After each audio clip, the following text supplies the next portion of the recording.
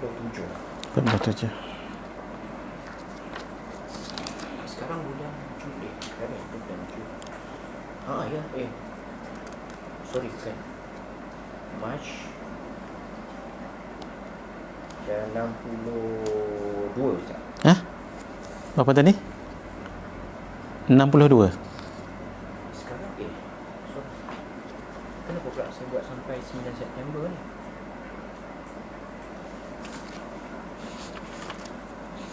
Siap-siap. Masjid Kota Damansara. Oh ni Ni 41. Dah lepas. Ini berapa muka surat, Ustaz? 75. 75, okey. Betul lah tu, 35. 75 kan? Sebab saya tengok tahun lepas ni. Bulan 12 Ana berhenti bulan Januari. Ana tak tulis. Betul. Januari 75, betul tak? Tengok sarang surat. Boleh mula dah? Boleh. Bismillahirrahmanirrahim. Alhamdulillahirabbil alamin wassalatu wassalamu ala asyrafil anbiya'i wal mursalin wa ala alihi wa sahbihi ajma'in. Allahumma aftah alaina hikmataka wa anshur alaina min khazain rahmatika ya arhamar rahimin. Rabbi shrah lana sudurana wa yassir lana umurana wahlul 'uqdatan min alsinatina yafqahu aqwalana wa la hawla wa la quwwata illa billahil aliyyil azim wa la hawla wa la quwwata illa billahil aliyyil azim wa la hawla wa la quwwata illa billahil aliyyil azim. Wa sallallahu ala sayyidina Muhammad wa ala alihi wa sahbihi ajma'in walhamdulillahi rabbil alamin. Khairu ma uhayyikum bihi tahiyatul islam wa tahiyatul islam assalam. Assalamualaikum warahmatullahi wabarakatuh. Wa marhaban bi wasiyati Rasulillah sallallahu alaihi wa alihi wa sahbihi wa baraka wasallam. Ila hadratin Nabil Mustafa Rasulillah sallallahu alaihi wa alihi wa baraka wasallam. Wa ila kafatil anbiya'i wal mursalin wa ila jami'il muslimin wal muslimat. وخصوصا إلى روح الإمام الغزالي رحمه الله وإلى روح الإمام الحبيب عبد الله بن علوي الحداد رحمه الله وإلى روح صاحب هذا الكتاب الشيخ عبد القادر ابن عبد المطلب الإندونيسي رحمه الله. شيء لله لهم الفاتحة. أعوذ بالله من الشيطان الرجيم. بسم الله الرحمن الرحيم. الحمد لله رب العالمين الرحمن الرحيم إياك نعبد وإياك نستعين اهدنا الصراط المستقيم صراط الذين أنعمت عليهم غير المغضوب عليهم ولا الضالين آمين. Alhamdulillah, hadirin sedang penonton yang dirahmati Allah Subhanahu wa taala, bertemu kembali dalam pengajian kitab Qalbun Salim dalam waktu PKP sebegini. Pasti ada hikmah di sebalik lockdown yang sekarang kita hadapi. Antaranya untuk mendekatkan kita lebih kepada Allah Subhanahu wa taala. Kalau dalam banyak tahun, dalam banyak bulan kita banyak bersosial dengan orang ramai, maka waktu lockdown ini seolah-olah peluang yang Allah berikan untuk kita lebih menyendiri, lebih banyak aktiviti sendiri. Sudah pasti kita gunakan untuk mendekatkan diri kepada Allah Subhanahu wa taala. Alhamdulillah, saya ditemani oleh Al-Fadhil Ustaz Faisal. Kami dua malam ni, Bilal kita, untuk bersama saya dalam live sebegini. Bismillahirrahmanirrahim. Kalau tuan-tuan ada kitab ini di rumah, kitab Qalbun Salim, kita berhenti Allahumma salli ala Muhammad dahulu pada bulan Januari pada muka surat 75, iaitu masih perbicaraan tentang lidah. Mari kita sambung. Bismillahirrahmanirrahim. Qala al-musannif rahimahullah wa nafa'ana bihi wa bi'ulumihi fid daraini amin ila al-qal. 3 jenis perkataan. Maksud 3 jenis pengucapan. Perkataan di sini bukanlah bermaksud perkataan satu-satu tu, tidak, tetapi perkataan yang melibatkan pengucapan ataupun kata-kata. Ketahuilah, perkataan boleh jadi taat, 1, atau maksiat, 2, atau harus yang sia-sia. Ia harus, tetapi ia lara. Lara ia maksudnya sia-sia. Yang pertama sekali, taat. Jika ia taat seperti menyuruh melakukan kebaikan dan melarang daripada melakukan kejahatan, maka pahalanya sangat besar. Percakapan orang itu, solatlah, jangan tinggalkan solat, jangan lakukan perkara yang menyebabkan kemurkaan Allah. Itu seperti nasihat, tausiah. Itu, setiap perkataan itu akan menjadi pahala bagi orang yang berbicara itu. Yang kedua, maksiat. Jika ia maksiat, maka ia menyebabkan siksa yang kamu tidak mampu menanggungnya. Termasuk menunjuk jalan berbuat maksiat, mengajar orang dengan perkataannya itu untuk menipu umpamanya, maaf, untuk mengkhianati orang lain, maaf, termasuk juga mengajar ilmu-ilmu yang tidak baik, termasuklah ilmu yang melibatkan makhluk halusnya, sihir ke, santau ke, dan sebagainya. Hadirin jangan lupa untuk buat pendinding diri pada setiap hari. Usahakan lakukan dua ini yang biasa kita amal, tetapi biar istiqamahkan. Satu, la ilaha illallah wahdahu la syarikalah, lahul mulku wa lahul hamdu yuhyi wa yumit wa huwa ala kulli syai'in qadir. Ini penangkal yang kuat daripada sihir, daripada santau dan sebagainya. Paling bagus dibaca 100 kali selepas subuh. Yang kedua, 100 kali selepas maghrib. Maksud lepas subuh tu untuk insya-Allah sebagai pendinding sepanjang siang, pagi dan petang. Dan maghrib 100 kali itu sepanjang malam sampai ke pagi esok hari. Usahakan. Yang kedua, membaca surah Al-Ikhlas 200 kali. Itu mudah. Yang itu sepanjang daripada pagi bacanya tu sehingga sebelum pagi esok. Maksudnya sebelum pagi. Panjanglah. Tapi sebaik-baiknya kita tak tahu apa yang berlaku pukul 8 pagi, pukul 10 pagi. Seterusnya tengah hari, petang, eloklah kita khatamkan pada waktu pagi juga selepas subuh. Kalau tuan-tuan ingat, ada dahulu kita kongsikan juga di sini Ustaz Faisal, itu yang disebut oleh guru kami dan ulama yang lain sebagai pagar api, iaitu dibaca 3 kali di rumah, untuk rumah ya. Mudah-mudahan kalau kita baca ini, dia seperti pagar api memagari rumah kita tu. Kalau ada orang nak buat jahat, contohnya mencuri, dia seolah-olah melihat rumah tu seperti dikelilingi oleh api. Saya rasa sebahagian kita dah hafaz amalan ini. Kalau untuk rumah, dibaca 3 kali. Satu, pada waktu subuh, selepas subuh tu elok dah baca. Yang kedua, sebelum keluar rumah. Memang kita niat nak pagari rumah tadi kan. Dan yang ketiga, sebelum tidur. Dengan 3 kali ini dia mendinding rumah kita, insya-Allah. Sebahagian ulama menyebutkan ini pagar api. Adapun untuk diri sendiri, bacaan yang sama sekejap lagi saya akan baca, itu untuk memagar diri kita daripada sihir, daripada kejahatan orang dan sebagainya. Ini sebagai tambahan pada amalan yang kedua tadi tu. Ada 2 amalan yang kita sebut tadi kan, ini tambah lagi 1. Sebab bacaannya mudah dan melibatkan ayat Al-Quran, jadi kita mudah nak hafaz. Bacaannya ialah La ilaha illallahul halimul karim, Rabbus samawati sab'i wa Rabbul arshil azim. La ilaha illa ant, azza jaruka wa jalla thana'uk, Allahu rabbuna wa rabbukum, lana a'maluna wa lakum a'malukum, la hujjata bainana wa bainakum, Allahu yajma'u bainana wa ilaihil masir. Rasanya kita sudah ijazahkan Ustaz Faizal dulu dalam ni program kita juga ya. Kalau di rumah dibaca 3 kali, tapi kalau untuk diri sendiri bila-bila pun boleh, di mana-mana pun silakan.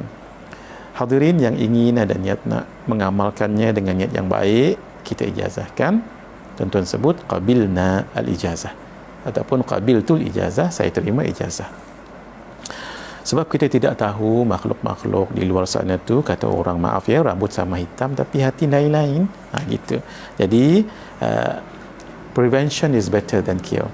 Biar kita buat suatu pendinding sebelum ia berlaku. Muka surat 76 daripada Sayyidina Mu'adh, iaitu Mu'adh ibn Jabal. Sayyidina Mu'adh ibn Jabal berkata, Rasulullah sallallahu alaihi wasallam bersabda, wa hal yakubbun nas ala wujuhihim aw manakhirihim illa hasaidu alsinatihim. Tidak ada yang menyembamkan manusia di dalam neraka atas muka atau hidung mereka. Saya kalau baca hadis ni rasa takut. Bayangkan kalau jatuh punggung dulu jatuh taklah terasa sakit sangat. Tapi kalau jatuh muka tersembam, bayangkan muka tersembam Allah, hidung pula tersembam Allah. Ya Allah, rasa sakitnya itu. Orang naudzubillah min dzalik yang berada di dalam neraka disembamkan, maksudnya satu kehinaan. Sebab muka itu kan mulia. Orang itu dipuji mukanya, orang itu glamour mukanya, orang itu terkenal mukanya. Tapi muka itulah yang tersembam di dalam neraka pula tu. Kenapa? Melainkan apa yang dituturkan oleh lidah mereka. Maksud lidah ini, kita sudah bicarakan hari itu, lidah ini saghirul jismi kabirul ithmi, kecil sahaja jasadnya tu, fizikalnya, tetapi kabirul ithmi, sangat besar dosa dia. Sebab itu dijaga lidah ini, jangan berbicara melainkan sesuatu yang mendatangkan manfaat selepas kematian. Yang ketiga, harus tetapi sia-sia, tidak memberi manfaat. Dalam bahasa yang kita selalu sebut lagha. Lagha ni, benda ini tidaklah dosa tetapi tidak memberi kebaikan, dia kosong lagu tu saja. Jika ia harus ini harus bahasa Melayu. Kalau harus bahasa Indonesia maksudnya wajib. Jadi supaya kita bila baca kitab ni kita tahu konteksnya adalah untuk kegunaan Malaysia. Sebab kalau diguna harus dalam istilah bahasa Indonesia itu menjadi wajib, mesti, ya. Ini harus. Jika ia harus yang tidak memberi manfaat, dia harus boleh bercakap tapi tak bagi apa-apa manfaat, maka malaikat kiraman katibin akan mencatatnya sebagai perkataan yang tidak memberi kebaikan, dicatat dan menyampaikannya kepada Allah Azza wa Jalla. Dalamnya tercatat perkataan yang sia-sia. Allah ni nak dibagi tahu kepada Allah, walal Allah Maha mengetahui, nak menunjukkan tugas kiraman katibin tadi itu. Mereka kemudiannya membacanya di hadapan Allah pada hari kiamat nanti. Hadapan ini bukan maksud Allah duduk, Allah berada di sini baca di hadapan, tidak. Sebab Allah tidak punyai tempat, Allah tidak punyai arah dan tidak berarah.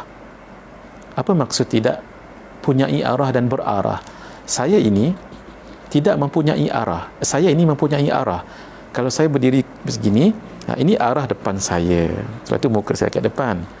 Ini arah kanan saya, ini arah kiri saya, ini arah belakang saya, ini arah atas saya, ini arah bawah saya. Jadi arah tu pada diri saya. Nah, sekarang saya berada di arah mana? Saya tadi sendiri punyai arah. Berada di arah mana sekarang? Kalau Al-Fadhil Ustaz Faizal kita di sebelah di sini, maka saya berada di sebelah kanan beliau. Sekarang handphone di sini, saya berada di hadapan handphone. Ini handphone.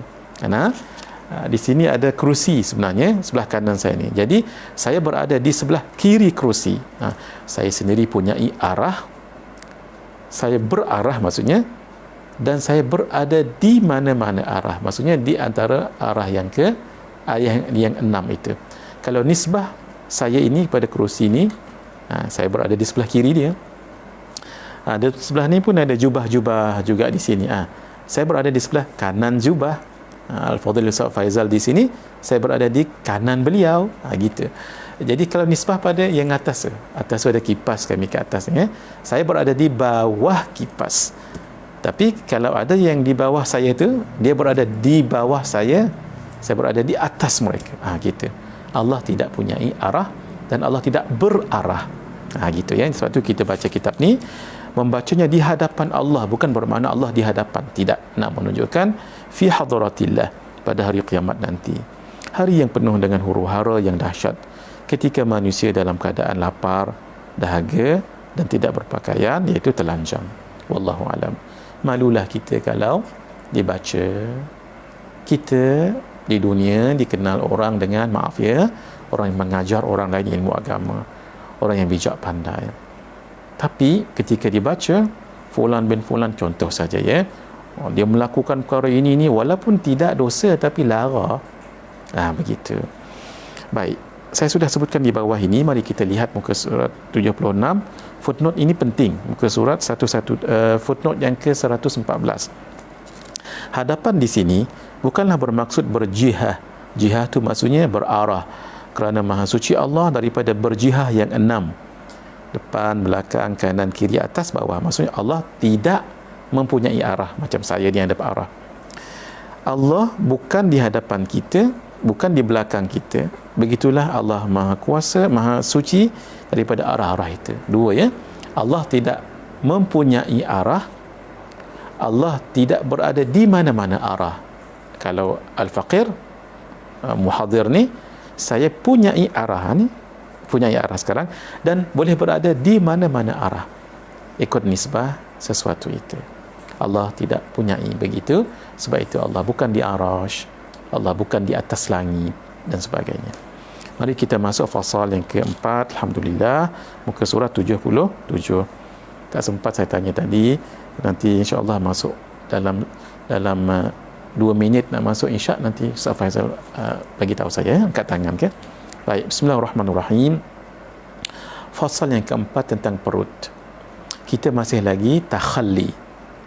Saya dah sebut dahulu kan, dalam penyucian jiwa dalam ilmu tasawuf ada 3 peringkat. 1, takhalli, kosongkan diri daripada maksiat-maksiat batin. Kita dah cerita dah tentang mata, telinga, lidah. Ni masuk perut ni yang keempat. Takhalli dulu. Kemudian dibuang sifat-sifat yang hasad, dengki, itu takhalli. Barulah tahalli. Tadi takhalli, kosongkan. Ini tahalli, peringkat yang akan 1. Kita hiasi diri dengan sifat-sifat yang baik. Bila kita selesaikan 2 ini, barulah kita dikurniakan Allah. Itu namanya tajalli.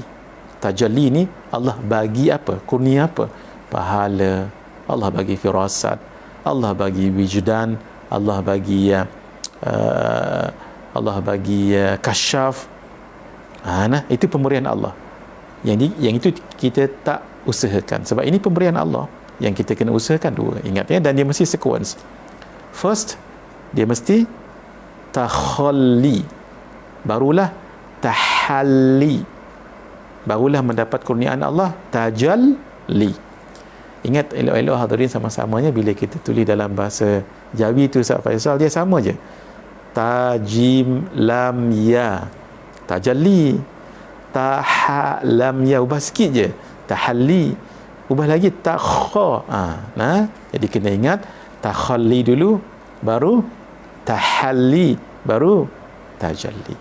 Nanti kita akan bahaskan lagi. Kebaikan perut yang berkaitan dengan dunia dan akhirat. Ketahuilah, Allah Subhanahu wa taala telah menjadikan perut untuk beberapa kebaikan dunia dan akhirat. Dalam kitab ini disebut beberapa sahaja. Antara kebaikan yang berkaitan dengan dunia ialah dapat merasakan kelazatan makanan dan minuman. Alhamdulillah, perut kita dapat rasanya. Serta kepuasan ketika melakukan hubungan suami isteri, iaitu jima. Ketiga-tiga perkara ini akan dapat dirasakan begitu jika perut sihat. Kalau perut kita sakit, makan pun tak sedap, minum pun tak sedap. Kita hubungan suami isteri pun tak apa-apa sedap. Antara kebaikan yang berkaitan dengan akhirat pula ialah perut membantu badan untuk mengubah makanan kepada darah dan air mani. Bila kita makan kan, makanan tu jadi darah, kemudian ada proses nanti menjadi air mani.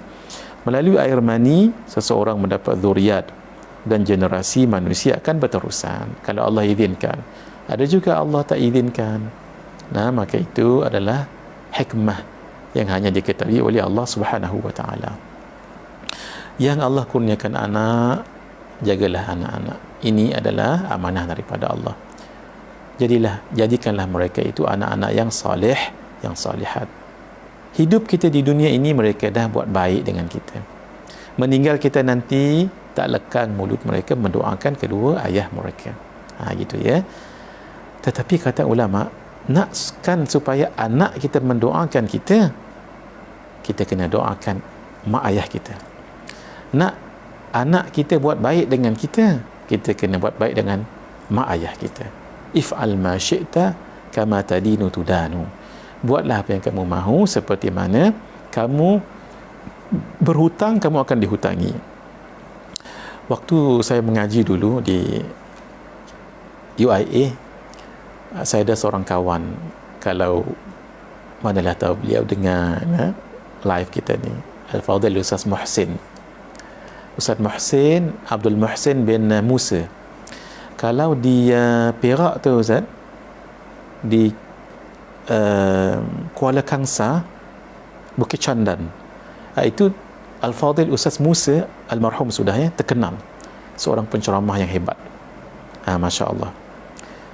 Jadi Al-Fadhil Ustaz Musa ini, ketika dia berceramah, dia pernah sebut satu cerita, sampai sekarang saya ingat cerita itu. Dia kata begini, ketika dia nak berceramah, dia cari jam tangan, tak jumpa sampai sudah. Lah masa dah berlalu. Akhir dia pun tak apalah, kemudian cari, masuk dalam kereta.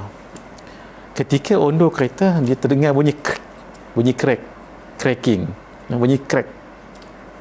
Hentikan kereta, tengok, Masya Allah, jam yang dia cari tu, jam beliau, rupanya dekat tayar kereta tu. Siapa yang buat ni? Anak dia.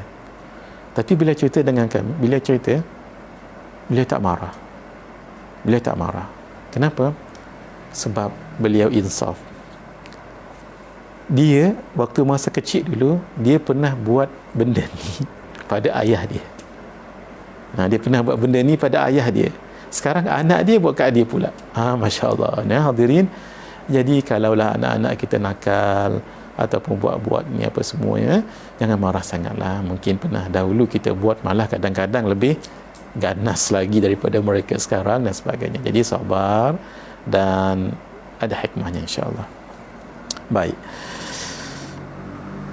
Jika perut dan segala anggota dalamannya seperti jantung, limpa, paru-paru dan usus sihat, maka segala anggota badan yang lain akan turut sihat daripada penyakit yang boleh menghalang daripada menunaikan segala ibadah dengan sempurna. Betul.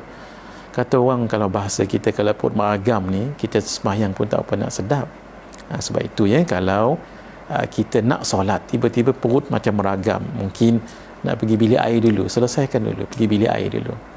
Tambah lagi kalau kita solat dalam keadaan menanggung najis ataupun menanggung rasa nak buang air kecil ataupun buang angin, nak buang air besar sekalipun, tu makruh hukum dia, sebab mengganggu kekhusyukan solat. Inti kepada solat itu adalah khusyuk. Jadi kerana itu selesaikan dahulu ya. Jadi sebab itu kalau perut tak sedap, kita nak laksanakan ibadah pun kurang selesa. Cara mensyukuri nikmat perut. Mensyukuri nikmat perut ialah dengan menjaganya daripada memakan makanan yang haram, itu pasti. Jangan dimakan. Tapi dan yang syubhah. Ini penting. Apa dia syubhah? Yang tidak diyakini sama ada halal ataupun haram. Itu maksudnya syubhah. Serta tidak makan terlalu kenyang. 3 cara perut dan jaga perut. 1, tidak makan makanan yang haram. InsyaAllah kita boleh pastikan itu ya, insyaAllah. Tapi yang kedua ni, jangan makan benda yang syubhah. Masya Allah. Zaman sekarang agak payah sedikit. Kalau zaman dahulu lain.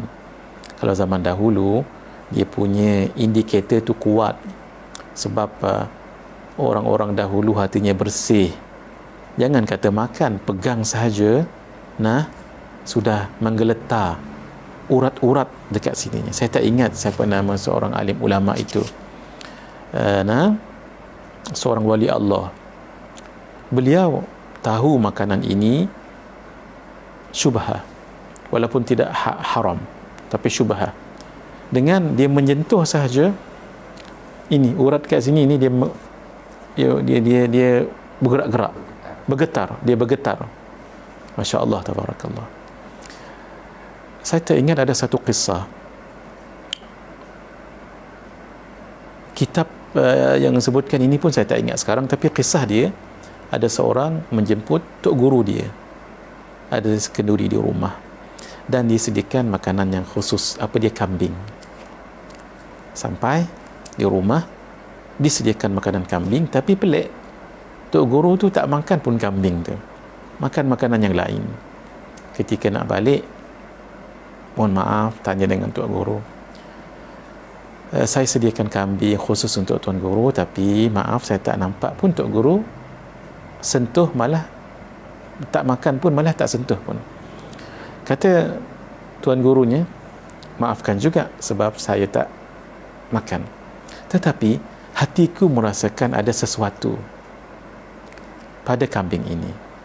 Kerana tok guru itu cerita, ni pengalaman dia, ketika dia tengok kambing itu, nafsu tu nak melojak, nak terpa, nak makan sungguh-sungguh lah. Walhal inna nafsa la ammaratun bisu.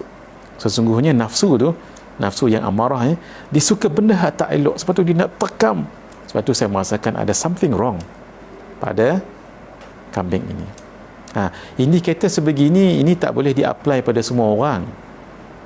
Kalau di-apply semua orang tak makan, kita dikejar dia. Contohnya kita ni pergi kedai, tengok tu dia ayam golek, kita pun nak makan sangat-sangat ayam golek. Jangan-jangan ada apa-apa. Kalau ikut cara tok guru tadi, sama juga dengan kuih. Orang bagi kuih, kita tengok tu dia berlapis-lapis, sedap, kita pun nak makan sungguh-sungguh, kemudian tak jadi. Pasal kalau ikut cara tadi tu, kalau nak sangat-sangat terkam makan, ada something wrong. Tidak. Ini khas untuk orang-orang yang tertentu saja indikator sebegini. Kalau macam kita ni tak apa nak boleh ikut, pasal apa, kita tak apa nak kuat signal itu. Baik tok guru, akhirnya beliau akur sebab ini tok guru beliau yang sangat menjaga makanan. Akhir anak murid ni tadi pergi ke penjual kambing yang dia beli kambing tadi. Saudara, bicara denganku dengan jujur, apa yang berlaku pada kambing saya ni? Akhirnya penjual kambing tadi pun terpaksa juga bagi tahu, saudara, setelah saudara datang dan kita setuju kambing ini dibeli dengan harga sekian, dan saya akan serahkan pada harga sekian, hari sekian, dalam keadaan disembelih dan sebagainya. Cuma beberapa hari saya nak serahkan, beberapa ketika, mungkin dalam detik, jam begitu, nak serahkan pada tuan, saya lihat kambing ini mati. Walaupun dia gemuk besar, dia mati. Maka saya tidak ada jalan lain, sebab perjanjian dah dibuat, tuan pun nak datang ambil, saya sembelih kambing ini. Apa hukum menyembelih kambing yang sudah mati? Hukumnya jadi bangkai kan? Apa hukum bangkai? Haram memakan bangkai. Cerita kita ialah bagaimana tuan guru tadi tu tahu perkara ini. Kenapa? Hatinya tadi tu, indikatornya sangat kuat. Begitulah Allah Subhanahu Wa Taala menjaga tuan-tuan guru, orang-orang yang saleh, faham dan tahu benda ini.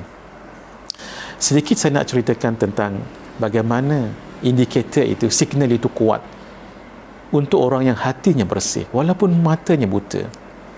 Berlaku kisah kepada Al-Imam Syatibi. Al-Imam Syatibi imam dalam ilmu qiraat. Ilmu qiraat, kalau kita baca Quran, sebahagian kita akan mendengar wadduhi wal-laili idza saja, begitu. Kalau bacaan kita ini daripada Imam Asim, riwayat Hafaz daripada Imam Asim. Sebab tu kita baca macam biasa yang kita baca sekarang, tapi di setengah tempat mungkin membacanya berbeza, begitu. Imam dalam ilmu qiraat ini ada qiraat sab'ah, itu yang masyhur, ada qiraat 14 pun ada juga. Imam dalam ilmu qiraat ini salah seorang namanya Imam Syatibi. Ada seorang lagi Imam Syatibi yang mengarang kitab Al-I'tisam dengan Al-Muwafaqat, itu dalam bab fiqh dan usul fiqh. Ini dalam bab qiraat.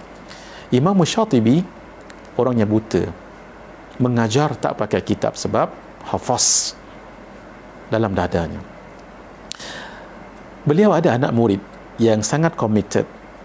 Kalau beliau datang, anak muridnya inilah yang dulu akan duduk paling depan dan beliau akan katakan iqra anta, kamu baca.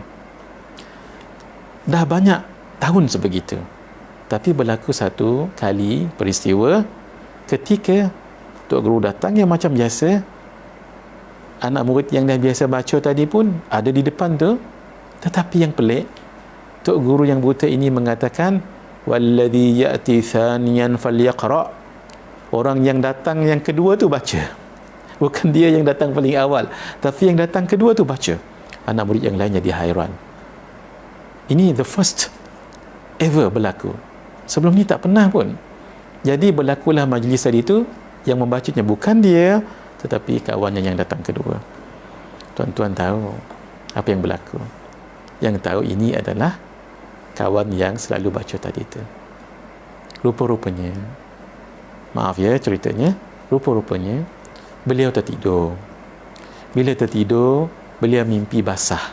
Faham ya? Bila mimpi basah, ketika beliau nak mandi, masa dah cukup, dah hampir sangat Tok Gurunya nak mengajar.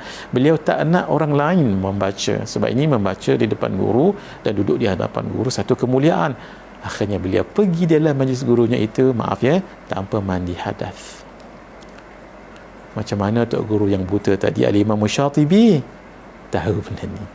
Signal yang sangat kuat, walaupun mata tidak melihat, tetapi hati merasa. Itu yang katanya, ini Allah bagikan anugerah-anugerah sebegini untuk orang-orang yang menjaga perut, menjaga makanan mereka. Baik, mari kita lihat footnote ke 116. Ada masa lagi Ustaz Faizal? Baik. Daripada Sayyidina Abdullah bin Mas'ud, iaitu Ibnu Mas'ud radhiyallahu taala anhu berkata, Rasulullah sallallahu alaihi wa alihi wasallam bersabda, al-istihya'u minallahi, sifat malu kepada Allah, haqqal haya, yang sebenarnya, an tahfadhar ra'sa wa ma wa'a, yang sebenarnya adalah engkau menjaga kepalamu, dan wa ma wa'a, dan setiap yang ada di sekitarnya, wa tahfadhal batna wa ma hawa, dan engkau menjaga perutmu serta apa yang ada di dalamnya. Jaga kepala dan apa yang sekitarnya. Maksud untuk yang perempuan hendaklah menutup aurat, untuk yang lelaki hendaklah menjaga maruah. Nah, jadi kepala ini kan tempat kita berfikir dengan baik. Kemudian kan dia melibatkan muka. Kalau akal kita tidak elok, nanti yang malunya muka juga. Nah, kalau perut dan dijaga apa yang di dalamnya itu. Maksud apa yang dimakan. Apa yang dimaksud dengan menjaga kepala dan setiap apa yang ada di sekitarnya ialah menjaga pendengaran. Kan yang ada kaitan dengan di kepala itu, penglihatan dan lisan daripada perkara yang haram. Apa yang dimaksudkan menjaga perut dan segala apa yang ada di dalamnya, termasuk menjaga hati daripada perkara dalam yang haram, termasuk makanan dan hatinya, sebab hati kan dalam perut ataupun dalam badan. Inilah penjelasan Imam Ibn Rajab dalam kitabnya Jami'ul Ulum wal Hikam, mensyarahkan kitab Al-Imam An-Nawawi, hadis 40. Al-Imam Ibn Ruslan dalam kitabnya Az-Zubat yang terkenal mengatakan, wa ta'atun mimman haraman ya'kulu mithlul bina'i fawqa mawjin yuj'alu. Ketaatan daripada seseorang yang makanannya haram, dia melakukan ketaatan solat dan sebagainya, tapi makanannya haram, adalah seperti sebuah rumah yang didirikan di atas ombak. Allah, rumah didirikan di atas ombak. Kalau ombak itu tenang, itu boleh bertahanlah. Tapi kalau itu ombak itu besar dan ganas, nanti sekelip mata dia akan ranap. Habislah apa yang di dalam rumah itu dengan kemewahannya, dengan harta bendanya, sia-sia sahaja. Al-Arif Billah, iaitu merujuk pada seorang wali. Sayyid Said Ahmad bin Idris mengatakan, sesiapa yang sentiasa berhati-hati dalam bersuci dan menjauhkan diri daripada najis, tetapi dia makan yang haram, maka waraknya samalah seperti warak seekor anjing yang makan najis dan sesuatu yang kotor, tetapi ketika kencing, anjing tadi mengangkat kakinya supaya tidak terkena kencingnya. Masya Allah. Ini disebut dalam kitab Al-Manhajus Sawi. Kitab ni tebal ni, di rumah saya ada kitab ni, yang dikarang oleh Al-Habib Zaini bin Ibrahim bin Sumaid, kata-kata nasihat daripada para habaib dan ulama-ulama besar. Orang ini tadi tu, Masya Allah ya, dia berhati-hati, dia dalam bersuci hati-hati. Kadang-kadang dia berwuduk lama sangat, dia mandi lama sangat, sebab tak nak ada keluar sedikit pun najis umpamanya, air kencing, sampai jadi was-was pun ada juga. Tu bagus tu. Tapi dalam bab makan, dia makan yang haram. Jadi dia bersungguh-sungguh dalam bab bersuci tadi tu dan tak mau kena najis, bagus, alhamdulillah. Tapi bab makan minum sebarangan. Itu seperti anjing yang memang sudah najis, tetapi ketika dia kencing, ia kencing mengangkat kakinya pula supaya jangan terkena air kencing itu. Allahu Akbar. Mudah-mudahan kita insaf hadirin atas permisalan ini. Mari kita lihat sedikit lagi 3 sebab kenapa perlu menjaga perut daripada makanan yang haram dan syubhah. Kamu hendaklah bersungguh-sungguh menjaga perut daripada yang haram dan yang syubhah kerana 3 sebab. 1, takut kepada api neraka. Allah Subhanahu wa taala berfirman, innal ladzina ya'kuluna amwalal yatama zulman innama ya'kuluna fi butunihim nara wa sayaslawna sa'ira. Sesungguhnya orang yang memakan harta anak-anak yatim secara zalim, sebenarnya mereka itu hanyalah menelan api ke dalam perut mereka, dan mereka pula akan masuk ke dalam api neraka yang menyala-nyala. Tapi kalau dia gunakan harta itu untuk sedikit keperluan, menguruskan anak-anak yatim juga, itu diizinkan. Subhanallah, menguruskan anak-anak yatim itu sangat mulia sekali. Tetapi jaga-jaga, jangan sampai termakan harta mereka. Rasulullah sallallahu alaihi wasallam bersabda, la yadkhulul jannata lahmun nabata min haramin. Tidak akan masuk syurga daging yang tumbuh daripada makanan yang haram. Baik, disebutkan di dalam Musnad Imam Ahmad dan kitab Al-Jami' Imam Tirmizi dan kitab-kitab hadis yang lain tentang hadis yang sahih, iaitu daripada Sayyidina Jabir bin Abdullah berkata, Rasulullah sallallahu alaihi wasallam berkata kepada kami, Ya Ka'b bin Ujrah, wahai Ka'b bin Ujrah, la yadkhulul jannata man nabata lahmuhu min suhtin an-naru awla bih. Tidak akan masuk syurga sesiapa yang dagingnya tumbuh daripada makanan yang haram. Neraka lebih layak untuknya. Maksudnya apa ni? Dia tak terus masuk syurga, dia akan masuk dulu ke dalam neraka. Tetapi akhirnya nanti kalau Allah ampunkan dosanya, finally dia akan masuk ke dalam syurga. Tapi jangan buat 3 benda je. 1, kufur, jadi kafir. 2, syirik. 3, murtad. Kalau sebelum meninggal tak sempat bertaubat daripada 3 ni, maka orang itu kekal di dalam neraka. Na'udzubillahi min dzalik. Ini tadi dia tak syirik, dia tak kufur, dia tak murtad, tapi dia makan benda yang haram. Dia tak akan masuk syurga. Maksudnya tak akan masuk terus ke syurga, melainkan masuk ke dalam neraka dulu, disiksa dan sebagainya. Berapa lama? Wallahu a'lam bissawab. 1 hari dalam akhirat serupa dengan 1000 tahun di dunia. Yaumin kana miqdaruhu alfa sanatin mimma ta'uddun. 1 hari di akhirat sama dengan 1000 tahun di dunia. Itulah hadirin. Dalam riwayat Imam Tirmizi, la yarbu lahmu nabata min suhtin illa kanatin naru awla bih. Tidak akan berjaya daging yang tumbuh daripada makanan yang haram, melainkan adalah neraka lebih layak untuknya. Sama juga, lebih kurang pengertian yang tadi. Dalam Tuhfatul Ahwazi disebutkan la yarbu, maksudnya tidak terangkat dan tidak bertambah. Maksudnya tidak ada kebaikan orang itu. Hadirin, mudah-mudahan kita semua jaga dalam bab makanan ini. Biar kita bersungguh, kalaupun mencari makanan tadi itu yang halal, ya, yang bersih, halalan thayyiba, halal tapi dia thayyib, yang baik, bukan halal saja tapi tak memberi kebaikan, maksudnya yang tak berkhasiat, tidak disebut halalan thayyiba, halal dan yang bagus, yang bergizi, contohnya yang baik-baik. Kalaupun mungkin perlu mencarinya jauh, tak mengapa, daripada dekat yang syubhah. Walaupun mungkin mahal sedikitlah, tak mengapa. Kita jangan berkira sangatlah hadirinnya. Kadang-kadang, maafkan saya ya, kedai ini baik orangnya, tuan kedainya solat, tutup aurat, jual yang halal-halal, pekerja pun dijaga elok, pakaian dan sebagainya, baguslah. Kedai orang Islam kita lah, alhamdulillah. Tapi sedikit mahal lah.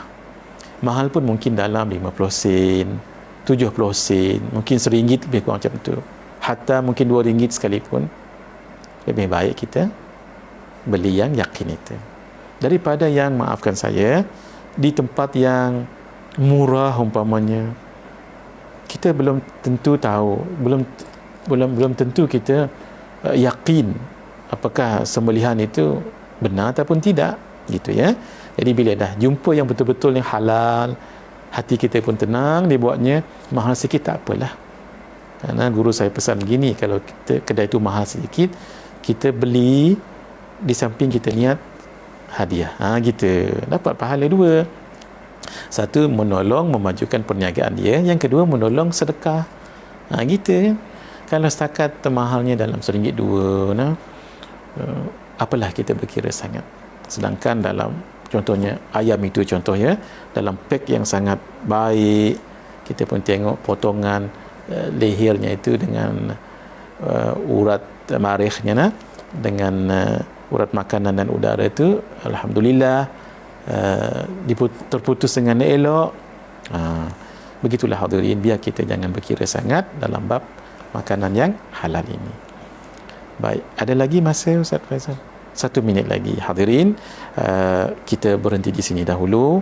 Kita berhenti pada muka surat 80 ya dalam kitab ini. Boleh buat catatan dan kita akan sambung insya-Allah sebulan akan datang dengan izin Allah Subhanahu wa taala. Hadza wa billahi taufiq wal hidayah. Wassalamualaikum warahmatullahi wabarakatuh.